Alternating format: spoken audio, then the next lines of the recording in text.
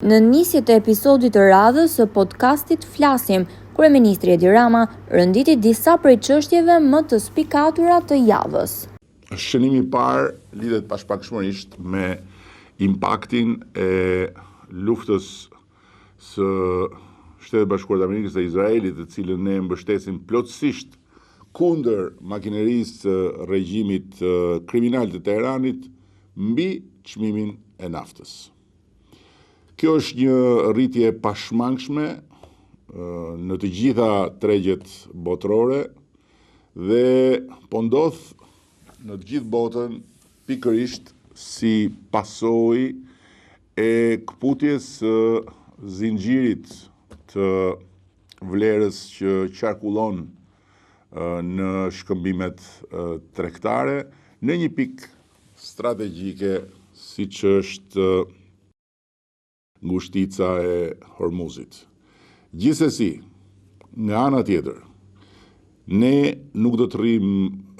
duar kryq përballë kësaj situate dhe siç e kam deklaruar në fakt kohë më parë, jemi sot edhe për shkak të kushteve të kësaj krize të papritur në momentin kur do të finalizojmë krijimin e një faktori shtetëror me impakt në tregun e brendshëm të naftës, i cili do të luajë rolin e stabilizuesit të tregut, do të ndikojë në rritjen e transparencës së çmimit, si dhe do të garantojë furnizimin në treg duke pasur në mbështetje një kapacitet shumë të rëndësishëm siç është garancia sovrane. Pra, besoj shumë se ky do të jetë një moment kthese për të përmbushur edhe një tjetër ambicie dhe zotim të marrë menjëherë me nisjen e mandatit 4 që nafta që tregtohet në Shqipëri të jetë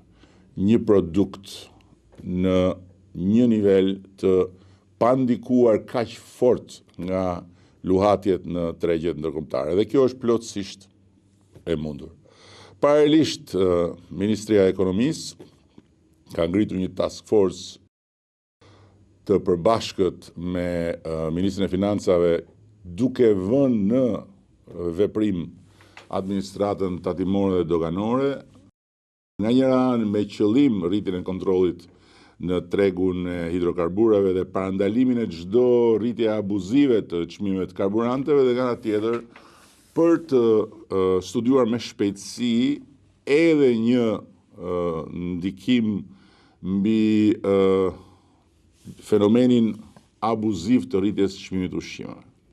Ky grup operacional do të fokusohet me një plan të detajuar në të gjithë zinxhirin e tregtimit të karburanteve, si në shumicë ashtu edhe në pakicë, ndërsa çmimet do të jenë nën monitorim të vazhdueshëm nga institucionet përkatëse. Po ashtu, projekt ligji për rezervat strategjike të naftës është tashmë në konsultim publik. Përkon me këtë situatë, po është një nisëm e ndërmarrë kohë përpara krijimit të kësaj situate, parashikon një krijim rezervash që shtrihet nga 1 në 3 muaj të naftës, por e thash dhe më parë, ambicia jonë shkon përtej kësaj dhe besoj se në pak muaj qytetarët do të mund të prekin fillimin e një ndryshimi të shumë pritur në tregun e karburanteve. Kuvendi i Shqipërisë i dha fund një diskutimi, debati, polemike, përplasje të gjatë lidhur me kërkesën për të autorizuar heqjen e lirisë së një deputeti. Dhe çështja e deputetes Belinda Balluku, sipas meje, sipas nesh, është një çështje e mbyllur. Kuvendi u shpreh, pasi trajtoi me shumë përgjegjësi dhe me kujdesin më të madh të gjithë çka ju vu në dispozicion dhe nuk e autorizoi kërkesën me vlerësimin se kërkesa është në vazhdën e një kuturisjeje e cila nuk mund të vazhdoj pafundësisht, ku njerëzit trajtohen si të ishin mjete në dispozicion të luftës kundër korrupsionit, edhe kur nuk bëhet fjalë për korrupsion, edhe kur nuk bëhet fjalë për përvetësime për interesa personale, edhe kur nuk bëhet fjalë për ndonjë arsye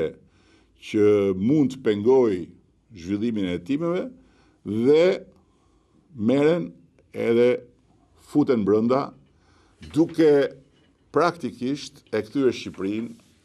në delen e zezë të Këshillit të Europës, të gjitha vendet të Këshillit të Europës, jo të Bashkimit Evropian,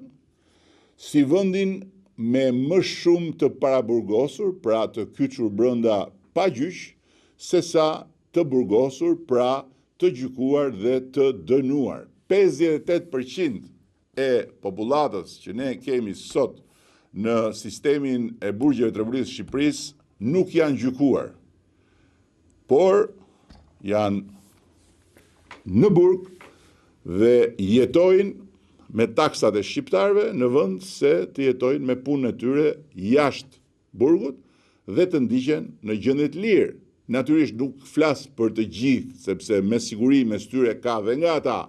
liria të cilëve duhet kufizuar paraprakisht pasi janë kapur në kushtet e flagrancës, kanë kryer një vepër të rëndë penale, janë shoqërisht të rrezikshëm e të tjera, por në tërësinë e vet, përderisa Këshilli i Evropës ka vënë alarmin për këtë çështje, ne nuk kemi se si jemi të shurdhët, dhe ndërkohë që nuk kemi mekanizma për të frenuar një tërësi veprimesh të kësaj natyre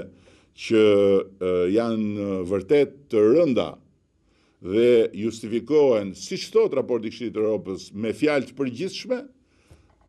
në këtë rast, me duart tona, ne nuk mund t'i bashkoheshim kësaj kuturisje.